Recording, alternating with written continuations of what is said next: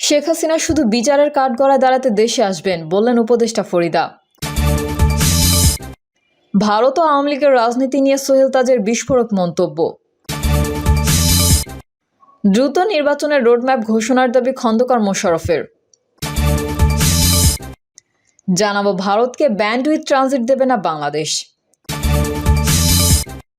এবং সর্বশেষ জানাবো ভারতীয় গণমাধ্যমের অপপ্রচারের বিরুদ্ধে দেশের গণমাধ্যমকে সচেতন ভূমিকা পালন করতে হবে।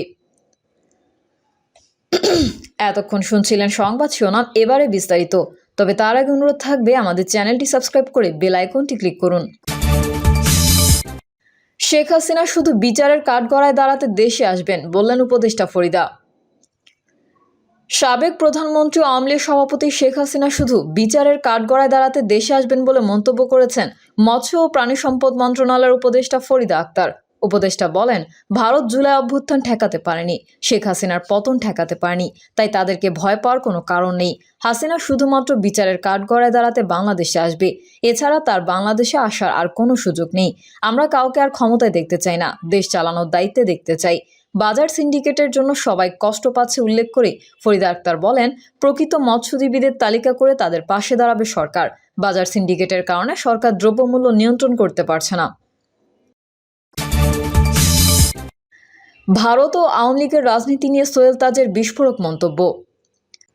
ভারতের সঙ্গে বাংলাদেশের সম্পর্কের অবনতিতে সাবেক প্রধানমন্ত্রী শেখ হাসিনার ইন্ধন রয়েছে বলে মন্তব্য করেছেন সাবেক স্বরাষ্ট্র প্রতিমন্ত্রী তানজিম আহমেদ সোহেল তাজ। স্বাধীনতা রক্ষার জন্য প্রয়োজনে ভারতের বিরুদ্ধে যুদ্ধ করবেন বলে জানিয়েছেন তিনি। সোহেল তাজ অভিযোগ করেন, শেখ হাসিনাকে ভারত 15 বছর ধরে বাংলাদেশে নিযুক্ত করে রেখেছিল, তাই উৎখাতের পর তিনি সেখানেই চলে গেছেন। আর তাকে উৎখাত মানে ভারতকে বিতাড়ন করা। একটি জাতীয় দৈনিককে একান্ত সাক্ষাৎকার দিয়েছে আওয়ামী লীগের সাবেক এমপি ও দলের সহ সম্পাদক সোহেল তাজ। জনবিচ্ছিন্ন আওয়ামী লীগ অনেকটা মাফিয়া কায়দায় রাষ্ট্র ও দল পরিচালনা করেছে উল্লেখ করে সোহেল তাজ বলেন, জনগণ ব্যাপকভাবে সরকারের বিরুদ্ধে অবস্থান নেওয়ায় প্রস্তুত হয় বিস্ফোরণের প্রক্রিয়া। এর চূড়ান্ত বিস্ফোরণ ঘটে জুলাই আগস্টে ছাত্র গণঅভ্যুত্থানে। Echo chamber party Awami League জনগণের এই মনোভাব বুঝতে পারেনি, ফলে দেশ ত্যাগ ছাড়া তাদের কোনো উপায় ছিল না। আওয়ামী লীগ এবং সকল রাজনৈতিক দলকে আত্মসমালোচনা করার আহ্বান জানিয়ে সোহেল তাজ বলেন, আত্ম উপলব্ধি করে অনুশোচনা খুবই প্রয়োজন।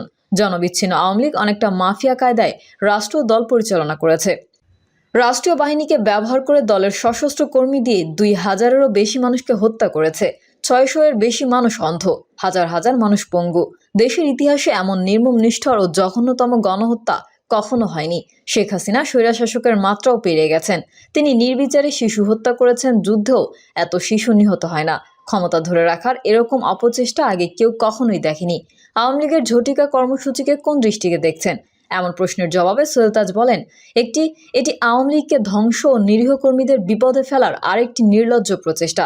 কেননা এর মধ্যে দিয়ে যারা এই দলটাকে ডুবিয়েছে তারাই আবার ক্ষমতায় ফিরে আসতে যাচ্ছে, কিন্তু এটি অসম্ভব। আওয়ামী লীগকে নিষিদ্ধ করার কথা বলা হচ্ছে। এই প্রেক্ষাপটে মন্তব্য জানতে চাইলে সাবেক এই স্বরাষ্ট্র প্রতিমন্ত্রী বলেন, কিছু অর্থবহ সংস্কারের পর 2 থেকে 3 বছরের মধ্যে নির্বাচন হওয়া উচিত। আওয়ামী লীগকে নিষিদ্ধ কিংবা বাদ দিয়ে নির্বাচন করাটা ঠিক হবে না। আওয়ামী লীগের সংকটকালে দলের দায়িত্ব নিতে বললে কি করবেন সোহেল তাজ? এই প্রশ্নের উত্তরে সাফ কথা। বর্তমান প্রেক্ষাপটে আওয়ামী লীগের নেতাকর্মীরা যখন আত্ম-উপলব্ধি, আত্মসমালোচনা, অনুশোচনা ও জনগণের কাছে ক্ষমা চাইবে, অপরাধীদের বিচারের আওতায় এনে শাস্তি দেওয়া হবে, তখন তিনি বিষয়টি বিবেচনায় নিতে পারেন, তার আগে নয়।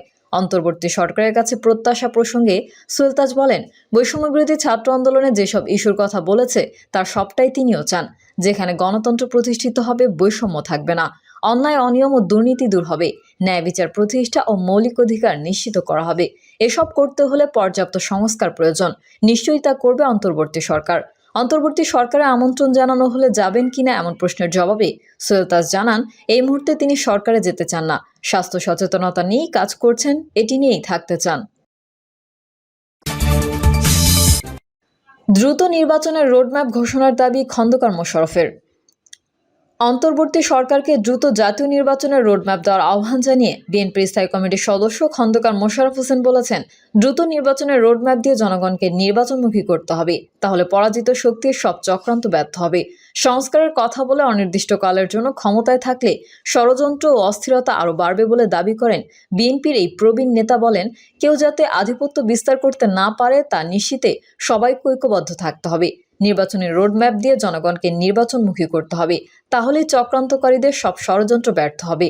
খন্দকার মোশাররফ বলেন, অবিলম্বে জনগণের ভোটের অধিকার ফিরিয়ে দিতে হবে, কারণ ভোটের মাধ্যমে সরকার পরিবর্তন করতে না পারলে জনগণ তাদের বিদায় করবে।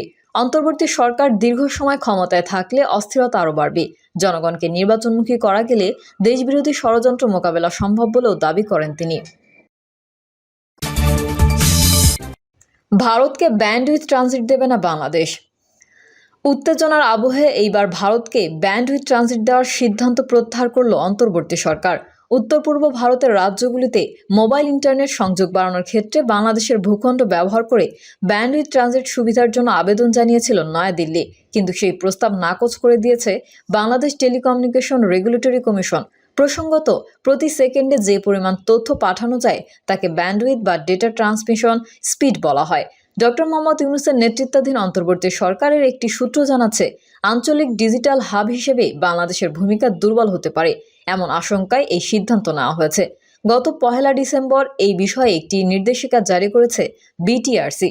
প্রধানমন্ত্রী শেখ হাসিনার নেতৃত্বাধীন আওয়ামী লীগ সরকারের আমলে বাংলাদেশের সামিট কমিউনিকেশনস এবং ফাইবার অ্যাট হোম ভারতীয় কোম্পানি ভারতীয় এয়ারটেল লিমিটেডের সঙ্গে আখাউড়া থেকে সিঙ্গাপুর পর্যন্ত ট্রানজিট সংযোগ স্থাপনের অনুমতি চেয়ে বিটিআরসিতে আবেদন করেছিল।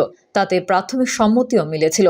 আখাউড়া সীমান্তে একটি ইন্টারনেট সার্কিট স্থাপনের মাধ্যমে এই ট্রানজিট সংযোগ স্থাপনের প্রস্তাব ছিল ওই আবেদনে, কিন্তু স্থলপথে কেবল যোগাযোগ স্থাপনের জন্য ওই ট্রানজিট সংযোগ বাংলাদেশে তেমন কোনো লাভ হতো না বলে বিটিআরসির একটি সূত্র জানাচ্ছে। তাদের দাবি, ব্যান্ডউইথের সুযোগ পেয়ে লাভবান হতো ভারত।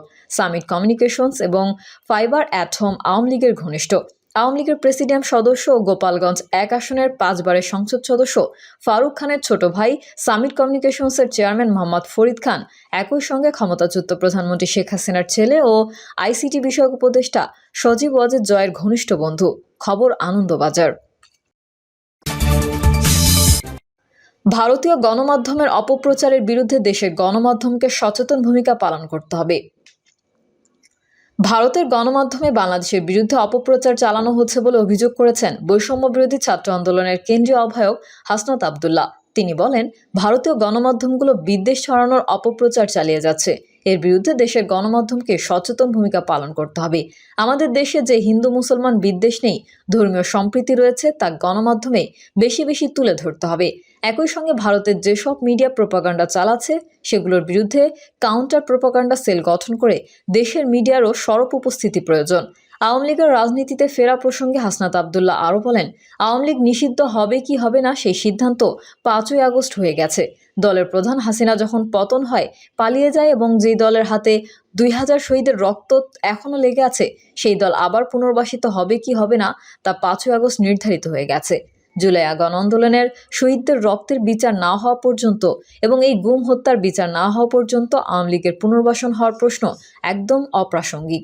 এখন একটি বিষয়ে প্রাসঙ্গিক, তা হলো আওয়ামী লীগের আগে সুবিচার হতে হবে। আওয়ামী লীগ গত 16 বছরে যা করেছে 1000 বছর কারাগারে থাকলেও তা শোধ হবে না। আওয়ামী লীগ নিষিদ্ধ করা নিয়ে জিএম কাদেরের বক্তব্য প্রসঙ্গে হাসনাত আবদুল্লাহ বলেন, আওয়ামী লীগের বিচার নিশ্চিত না হওয়া পর্যন্ত তাদের বিষয়ে যে আলাপ জাতীয় পার্টি দিচ্ছে, এটি ফ্যাসিবাদের আরেকটি দোসর। জাতীয় পার্টির উপর ভর করেই কিন্তু ফ্যাসিবাদ ডালপালা গজিয়ে মহিরুহ হিসেবে প্রতিষ্ঠিত হয়েছে। জাতীয় পার্টি যদি মনে করে আন্দোলনের আগে পরে কয়েকদিন থেকে মেইন স্ট্রিমে চলে আসবে, তবে তারা ভুল ভাবছে। জাতীয় পার্টি আওয়ামী দোসর হিসেবেই ইতিহাসে স্বীকৃত থাকবে। জাতীয় পার্টি আওয়ামী লীগের দোসর, তারা ছাত্র নাগরিক কারো তোয়াক্কা করে না। প্রিয় দর্শক, এই ছিল এখনকার সর্বশেষ সংবাদ। আপডেট সংবাদ পেতে চ্যানেলটি সাবস্ক্রাইব করে বেল আইকনটি ক্লিক করুন। কমেন্টে আপনার মতামত জানিয়ে আমাদের সাথেই থাকুন। ধন্যবাদ সবাইকে। আল্লাহ হাফেজ।